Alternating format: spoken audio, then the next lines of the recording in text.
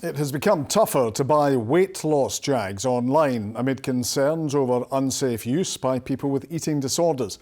Up till now, individuals have been able to get the injections by filling out a questionnaire or having an email chat. But online prescribers will now have to verify height, weight and/or body mass index. Information must be verified through two-way communication, including video calls, or access to medical records or contact with a GP or healthcare provider.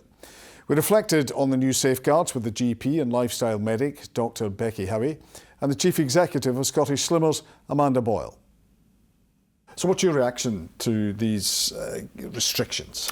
I think it's very welcome that we're going to be a bit safer with these prescriptions. You know, these are really good tools to help people with weight loss, but they are tools, they're not the only answer, and they must, like any drug, they must be prescribed safely. And I'm really concerned about people that are accessing these medications. They don't meet the criteria, they're making up their weight, their BMI, because it's all just done online. It's not a difficult thing to make up a BMI that would make you eligible, and they're easily getting a hold of medication that could really be quite harmful for their health. Amanda, what's your perspective on it? Well, weight loss and obesity tackling those is a very complex issue. And the problem is some of the claims made by the drug companies and by the distributors can't actually be verified through peer review or anything like that because they haven't been around for long enough. And it is a very complex issue. People are looking for shortcuts, they're looking for the magic pill. And the reality is there isn't such a thing if you want long-term changes and long-term healthy outcomes. And Becky, how do they actually work? How do these jags work? Yeah, so the biggest effect they have is to actually sort of reduce appetite. So they leave you feeling full after a smaller amount of food.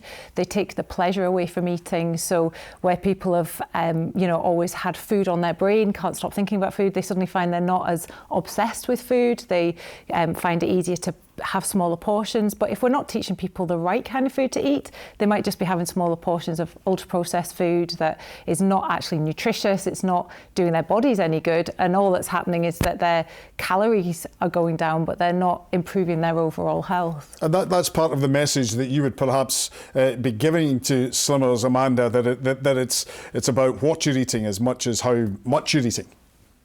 Oh, absolutely. It's really important that people learn and understand what a healthy diet is. Too many people, as Becky said, eat the wrong things, snack on ultra-processed foods or chocolate snacks and all of these sorts of things. And these drugs, whilst they suppress your appetite, they also have an impact on the muscle density that you have. And so while you're losing weight, you're also losing muscle mass, which is, particularly as people get older, is really important to healthy aging. It's one of the things that most of the companies that I've researched don't actually address or tackle in any way, shape or form in any of their marketing. And of course, Amanda, when people are trying to lose weight, they're bombarded with so much information that it becomes hard to work their way through it all. It can be very, very difficult because, but news headlines being what they are, something's good one day and not the next, or 1 week and not the next. I mean, at the beginning of the year, we had porridge oats being condemned as not a nutritious food. The reality is, it's not about information, it's about learning what works for you, learning about a balanced diet, learning about proteins and carbs, learning about particularly in Scotland, the amount of vegetables and fruit that we consume. There are so many things that we've lost track of, and I think I'm not quite sure in history where we lost track of it, but somehow or other we've become disconnected from the food that we eat. And Becky, for all of that, some of your patients say this is great. Absolutely, yeah. So for the first time they're losing weight and they feel fantastic, and we're seeing we can reduce some of their other medications, their blood pressure medication, so it's great.